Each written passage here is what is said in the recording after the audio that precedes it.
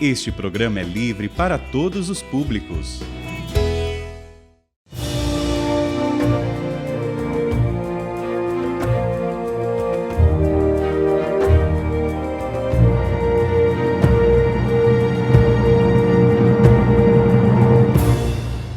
Olá, meus irmãos. Estamos aqui então, retornando com mais um programa para nós continuarmos estudando e conhecendo sempre mais a história da Igreja. A última vez nós falávamos aquele momento da história em que o Papa conseguiu e obteve um país, o Estado Pontifício. O Estado Pontifício foi entregue quase que como um presente ao Papa. Era ainda uma velha promessa de Pepino, dos francos.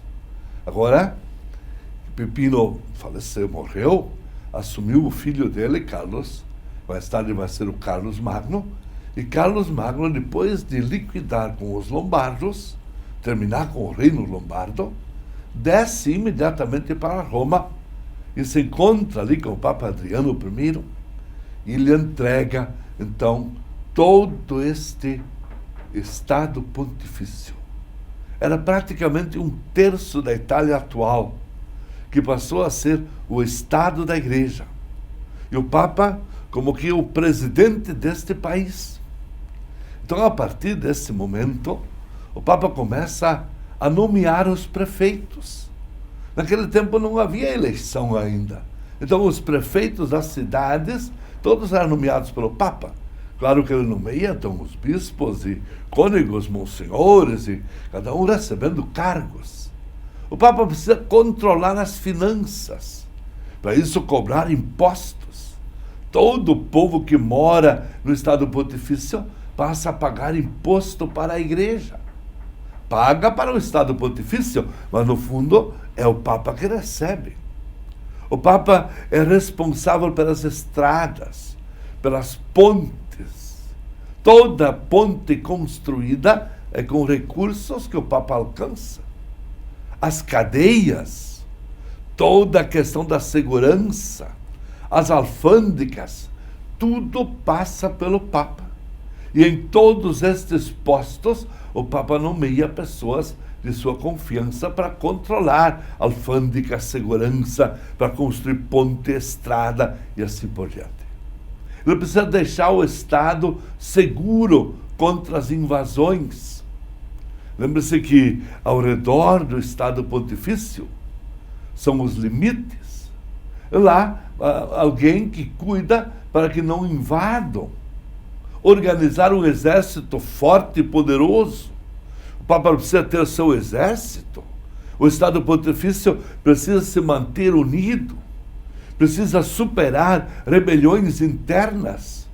E, sobretudo, rebater as invasões, expulsar de novo os invasores e assim por diante. O Papa precisa organizar um sistema penitenciário, cadeias em toda parte, todo um sistema judiciário, onde são julgados os casos de rebeliões ou casos de pessoas inadimplentes, enfim. É o Estado da Igreja, o Estado Pontifício, que coloca as pessoas na cadeia. Foi até escandaloso no século XIX, em torno de 1830, quando uma vez o Papa chegou ao recorde de ter 5% da população na cadeia. O Papa precisa providenciar por boas alianças com outros países, com os países vizinhos, estados mais fortes, que possam ajudá-lo nos momentos de guerra. O Papa precisa ter alguém ao seu lado que lhe assegure que ele vai estar pronto para ajudar o Papa em qualquer necessidade. Então, neste sentido, o Estado Pontifício passou a ser um peso para o Papa e para a Igreja. Durante esses 1000 anos em que o Papa teve que controlar, governar e cuidar do Estado Pontifício, ele teve que carregar uma cruz pesadíssima, que finalmente, em 1870, o Papa pôde entregar, e a partir de então, ele não precisa mais ter esse cuidado com um país. Mas, no começo, isto era o assunto em Roma. Papa Adriano I, feliz da vida com o título de chefe de um Estado, chefe de um país, imediatamente toma 3 providências. Declara-se independente de todos. O Papa agora é independente, está livre, não mais sujeito a ninguém. Passa a cunhar a própria moeda, a moeda pontifícia. Então o dinheiro é fabricado lá mesmo dentro do Estado Pontifício. As moedas são cunhadas normalmente com o rosto, a esfinge de um Papa. E o Papa começa então também a contar a história a partir dos anos de seu pontificado. Então não se usa o ano tal, mas se usa 3º de nosso pontificado, 2º de nosso pontificado, 4º de nosso pontificado, e assim é realmente uma demonstração de que o pontificado de um Papa é a história. Ele lá, como chefe de um país, ele controla a história daquele país. Esse Papa, Adriano I, ficou no governo da Igreja e do Estado Pontifício precisamente por 23 anos.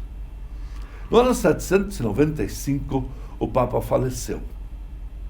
E agora teremos uma primeira vez uma eleição de Papa na situação em que está se elegendo chefe de um país.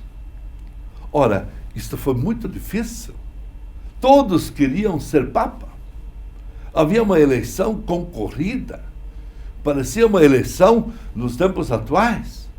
Cada um fazendo campanha para o seu lado, todo mundo querendo ser Papa. Enfim, foi eleito Leão III. Mas o Papa Leão III foi eleito com chavos e com coligações e se comprometendo com algumas coisas que ele ia fazer. O pessoal, o povo, sobretudo, não gostou do novo Papa. Então vamos ter um grande tumulto na festa e na procissão de São Marcos, do ano 798. Pois na festa e procissão de São Marcos, a 25 de abril, normalmente se fazia uma grande procissão. O povo entrava na cidade e o Papa à frente, montado num grande cavalo branco. E o que fizeram? Lá pelas tantas, a procissão teve que ser interrompida porque o cavalo do Papa foi assustado, o Papa foi derrubado no chão, o Papa foi pisoteado pelo próprio cavalo, o Papa estava lá doente e a procissão foi interrompida e disseram que foi uma intervenção de inimigos que estavam escondidos lá para assustar o Papa e para matar o Papa. Nesta ocasião, o Papa I curou as suas feridas, tratou de curar da melhor forma possível nos hospitais da época. Mal curado, ele se coloca em viagem. Ele com um pequeno grupo, sabe para onde foram? Foram até a Alemanha atual. Foram para a cidade de Paderborn. E lá em Paderborn foram se encontrar com Carlos. Carlos, rei dos francos, o sucessor de Pipino. Lá foi o Papa se encontrar com Carlos, como que recordando que Pipino tinha assumido um compromisso de estar ao lado do Papa, de ocupá-lo, de ajudá-lo em todas as circunstâncias. Em Paderborn existe até hoje uma capela, onde está toda a decoração deste encontro Papa com Carlos. Lá se diz que o Papa chegou cego dos olhos, não conseguia mais enxergar, e que Carlos colocou as mãos em cima da cabeça do Papa e o Papa voltou a enxergar. Claro que isso é no aspecto psicológico, querem mostrar que o Papa talvez estava cego na parte política e o Carlos então orientou ele nessa situação política e conversaram durante alguns dias. Depois, Carlos fez questão de convidar 2 arcebispos do Império para levar o Papa de volta até Roma. O Papa voltou E poucos meses depois, lá pelo final do ano 800, estava avisado: Carlos vem para Roma.